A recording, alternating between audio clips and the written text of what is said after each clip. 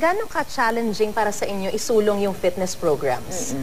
Napaka-challenging kasi marami tayong taong dapat sumama sa ating adhikain na ito, no?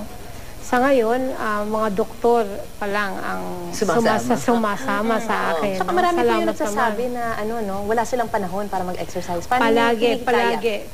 Kasi ang mga taba-chinching nating kababayan, in denial pa palagi. Kahit na lumba-lumba na at masasakit na ang mga balikat at mga kasukasuan, hindi pa rin nila inaamin talaga na matataba na talaga sila at hindi na nila kaya ang weight nila sa katawan nila, no? May mga rayuman at lahat-lahat. Ayaw pa rin aminin na sila ay dapat magbawas ng timbang. Maging healthy. Doc, kayo po, sa tingin niyo, paano natin nahihikayat na, oy, eto hindi biro-biro pag nagkasakit ka? Well, ang una kasi dyan, mag-create ka ng fear, pero hindi na epektibo yun, yung mga fear. Kasi kailangan lang ma-realize ng mga tao na talagang ang pagdating sa quality of life, malaking bagay yung timbang. Kasi kaya ang tawag dyan ay sa field namin ay bariatric surgery. Kasi yung pressure, barometer, di ba? Yung pressure na nandun sa katawan mo in terms of your health, dahil sa timbang mo, sa katabaan, ay masyadong mataas, no? Yung sundan mo kanina yung sinasabi ni Maris about yung exercise. Kasi yung common na concept natin, exercise, pupunta ka sa gym. Hindi naman kinakailangan. Kasi sa bahay lang, pagkagising mo pa lang, kahit nasa bed ka pa lang, pwede ka mag-exercise. About 5-10 minutes in your... Crunches. Paggising mo pa lang. Actually, yung crunches niya, sobra na nga yun. All you can do is just... Yeah. Kung gusto mo talaga mag-exercise, gusto mo talaga na activity, magagawa mo yun. So hindi mo kakailangan, yung iba katwiran walang dyan. dahilan. Kasi iba gano'n, kasi wala akong bayad sa gym eh. Hindi mo nga kailangan magpunta ng gym eh. Di ba, Doc, yung mga hindi mo na kailangan pumunta sa gym. Maglinis ka ng bahay. Maglinis ka ng bahay. Isipin mo na lang, no, nung unang panahon, wala naman gym eh. Oo nga. And yung mga tao fit sila at that time. Problema lang, hindi na tayo masyadong gumagalaw.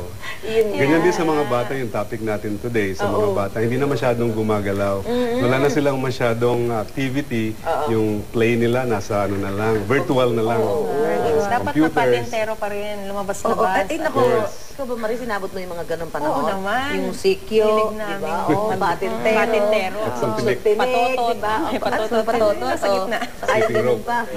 Jumping rope. Ayan ngayon, parang bihira ka na makakita na. Kasi yung mga bata ganito, Ma'am, please buy me a new phone. Yes. Ganon. iPad. Yes. So, yung lifestyle change na sinusulong natin sa mga bata, dapat mag-start sa home. Mag-start yun sa mga parents, saka sa mga nag-aalaga sa bata. Kasi yung lifestyle ng kids, actually, pag pure naman kasi ang minds ng kids, di ba, yung soul nila. Healthy talaga sila.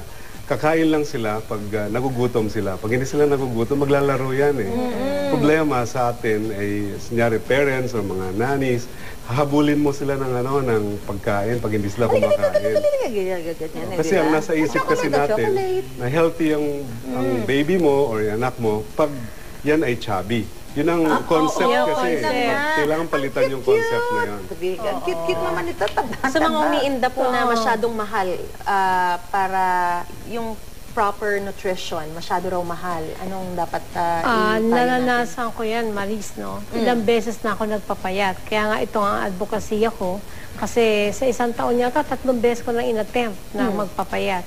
Napakamahal talaga. Yung may alam yung ang pagkain lamang na susundin mo. Ayun sa mga may program. Sa mga program at diet. Alam mo, Grace, ang totoo yan. Pero alam ko na...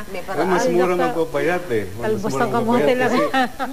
Makakasave ka pa nga kasi hindi ka bibili ng pagkain eh.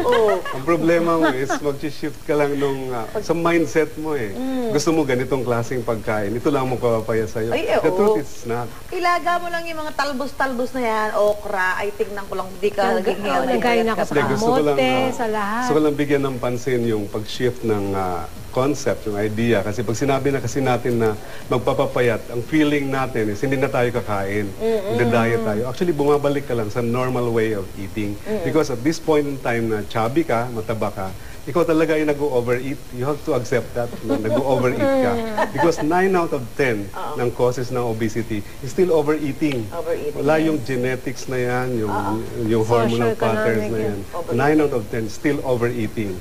The truth is, kumakain ka ng madalas, kumakain ka ng marami, at saka yung preference ng food mo, yung masasarap na pagkain na loaded ng sugars and fats. Alam mo, naniniwala ka ba? Kasi di ba naririnig natin minsan sa mga magulang na kung ayaw niyang kumain ng gulay. Alam mo kung ba't ayaw kumain ng gulay ng mga bata? Kasi yun ang pinamulat niyo. At yun ang nakikita Totoo yun. nila sa mga. Oo, yun ang pinamulat niyo. Hindi kayo naghahanda dyan ng kalabasa. Timo si Raisa may kumakain kalabasa.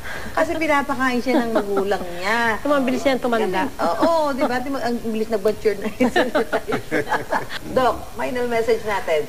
Well, sabihin ko lang na walang obese children kung hindi obese ang environment na tinitirahan nila, parents, at saka yung mga nag-aalaga sa kanila. And siyempre, itong obese children will end up to be obese adults too.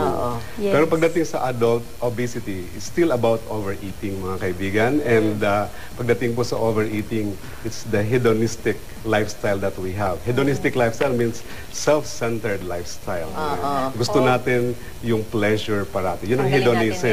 Kaya ito lang, tip lang para sa kanila. Pag harap ng pagkain, ito yung sabi ko, Dr. Hill's Challenge. Pagdating sa harap ng pagkain, isipin ninyo, ito ba para sa aking nutrisyon o ito para sa aking pleasure?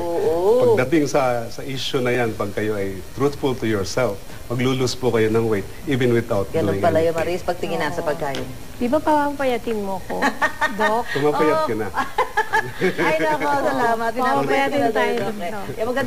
Maganda i-practice natin yan, ha? Ano lang naman yun, nasa ating eating healthy food. Ayan. Pero payat, okay naman ang Hindi po kasi kapangatawan niya. kumakain talaga pag umaga.